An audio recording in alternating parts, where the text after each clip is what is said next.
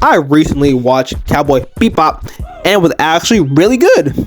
Originally, I thought it was overrated because the first couple episodes are some tomfoolery that involve Jet and Spike just being bros in space bounty hunting.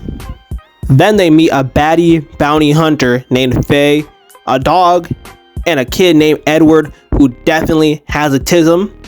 They go on random adventures, but there's with no overall story, no complete story, with a bad guy and a problem they had to solve. Every episode it was something different, but they do something cool by mainly focusing on characters and their motives and developing the characters themselves. For example, a character like Jet, he used to be a police officer, had a wife, but he lost his arm and his wife decided to leave him for being, and I'm not joking when I say this, because he made good decisions and she wanted to be dumb.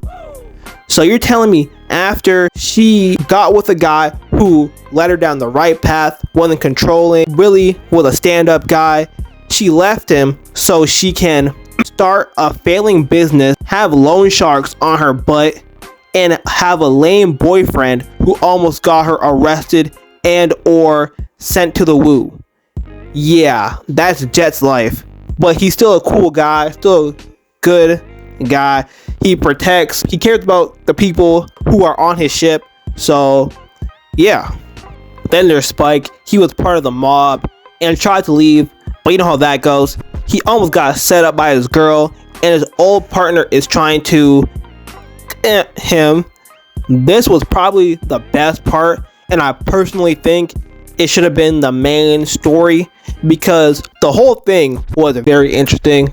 And then Spike's just a cool guy. He really just chill. He does his bounty hunting. You know what I'm saying? He eats weird stuff. He's just a cool guy. And then there's Faye. She was another bounty hunter that joins Jet and Spike. She was frozen for years and she woke up 50 years later. She woke up to debt because apparently you need to pay to get unfrozen, even though she didn't know she was frozen. She fell in love with a lawyer who was trying to get her out of debt but finessed her. Now she has to adjust to a whole new world. And then there's Ed, a sped kid who is really good with computers. He was abandoned by his dad, who is definitely also on crack. And then the things I liked about the show is the fights are cool. The first fight against the mob, Spike went into a church and ran in there and started sending shots and grenades. He almost clutched a 1v20 until he had to go up against his old partner Malice, who uses a regular samurai sword in this Star Wars type future. Personally, I'm getting a lightsaber and pretending to be Darth Vader, and every time I stun somebody, I'm gonna make them call me daddy before I chop their head off, just because of vibes.